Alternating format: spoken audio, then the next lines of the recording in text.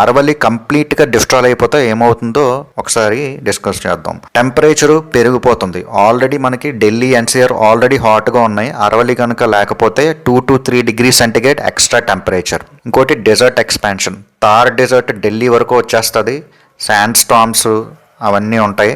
Farming impossible అయిపోతుంది. ఇంకోటి water crisis. Borewells dry అయిపోతాయి. ట్యాంకర్స్ మీద డిపెండ్ అవ్వాల్సి వస్తుంది. గ్రౌండ్ వాటర్ రీఛార్జ్ ఆగిపోతుంది. ఇంకోటి pollution and health issues. Dust storms వల్ల మనకి ఆస్తమా వస్తుంది, లంగ్ డిసీజ్ వస్తుంది. చిల్డ్రన్, ఓల్డ్ పీపుల్ ఎఫెక్ట్ అవుతారు. ఆల్రెడీ మీకు ఢిల్లీలో ఆ ఎన్సీఆర్ రీజన్లో చాలా పొల్యూషన్ ఉంది. ఇప్పుడు అరవల్లి మౌంటైన్స్ కనుక లేకపోతే పరిస్థితి ఇంకా చాలా దారుణంగా మారిపోతుంది. Agricultural collapse.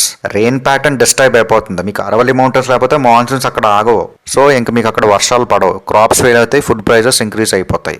సో ఫైనల్గా చెప్పాలంటే అరవల్లి మౌంటైన్స్ అనేవి ఇండియాస్ న్యాచురల్ షీల్డ్.